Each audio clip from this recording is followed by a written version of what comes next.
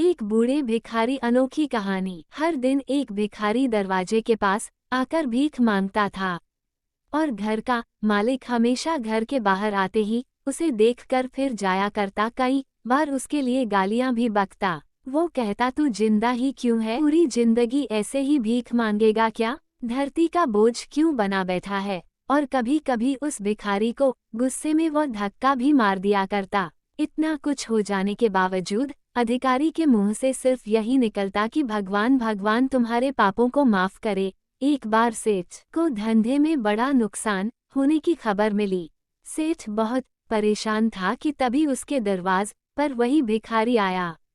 गुस्से में अपना आपा खोते हुए सेठ ने उस भिखारी को पत्थर दे मारा।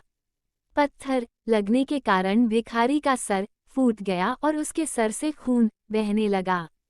फिर भी दर्द से कराहते हुए भिखारी ने इतना ही कहा, भगवान तुम्हारे पापा को माफ करे। भिखारी वहां से चला गया। सेठ सोच में पड़ गए। भिखारी को पत्थर मारा, फिर भी उसने सिर्फ प्रार्थना की।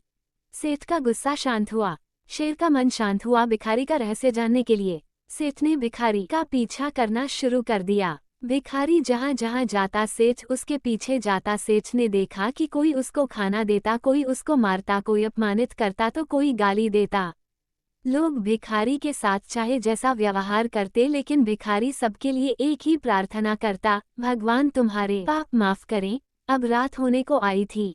भिखारी अपने घर जाने के लिए लौटा। वो अपने घर पहुंच गया, लेकिन सेठ अब भी उसका पीछा कर ही रहा था।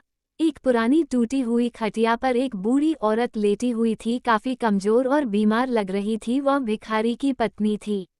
अपने पति को वापस आता देख वो खाट से उठ खड़ी हुई। पत्नी ने अपने पति के भीख वाले कटोरे में देखा, उसमें सिर्फ आधी बासी रोटी थी। उसे देखकर वो बोली, आज बस इतना ही मिला, और हाँ आपके सिर से खून निकल रहा है, ये चोट कैसे लगी? बूढ़ा भिखारी बोला, आज बस इतना ही मिला, किसी ने कुछ दिया ही नहीं। सब ने गालियां दी और एक नए पत्थर भी फेंकना, इसीलिए मेरा सर फट गया। एक गहरी ठंडी सांस लेकर बूढ़ा भिखारी फिर से बोला, यह मेरे ही पापों का फल है। तुम्हें याद है कुछ सालों पहले हम कितने अमीर थे? क्या कुछ नहीं था हमारे पास? हमारे पास हर चीज जरूरत से ज्यादा थी, लेकिन हमने कभी दान नहीं किया। और उससे भी बुरा हमने उस अंधे भिखारी के साथ किया जो हमारे द्वार पर भीख मांगने आया करता था। बूढ़ी पत्नी की आंखों में आंसू आ गए। वो बोली, हाँ हम उस बेचारे अंधे के साथ बहुत बुरा करते थे। उसका अपमान करते थे, उसे खाने के लिए रोटी की जगह कागज दिया करते, उसका मजाक उड़ाया करते और कभी कभी मारा भी करते। मैंने कभी उसको रास्ता नहीं दिखाया। एक बार मैंने उसके मुंह पर मिट्टी भी फेंकी थी और वह हमेशा दुखी होकर यही कहता कि भगवान तुम्हें तुम्हारे किए की सजा देगा, भगवान तुम्हारे पापों की सजा जरूर देगा। उसका श्राप सच हुआ और हम इस दुख भरी जिंदगी में आ गए। भिखारी बोला, हाँ उसका श्राप सच हुआ, इसलिए मैं किसी को बददुआ नहीं देता। चाहे कोई मेरे साथ कैसा भी बर्ताव करे, मैं हमेशा उसके लिए प्रार्थना करता हूँ। मैं नहीं चाहता कि कोई भी हमारे जैसे जिंदगी का अनुभव करे, किसी को भी हमारे जैसे दुखों का सामना करना पड़े।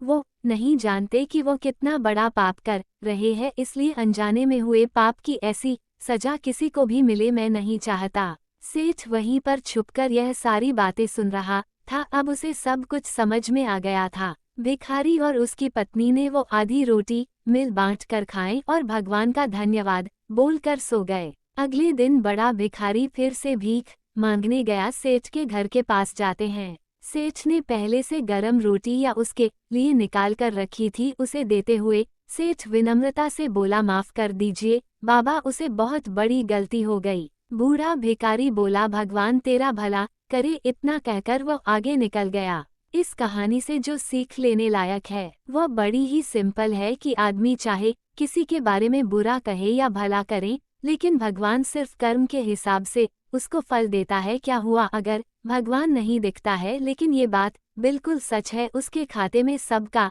हिसाब बहुत बहुत पक्का होता है। इसलिए जब किसी के लिए कुछ भी करो तो अच्छा ही करो। वीडियो अच्छी लगी है तो हमारे चैनल को सब्सक्राइब कीजिए, लाइक कीजिए। वीडियो कैसी लगी कमेंट कीजिए।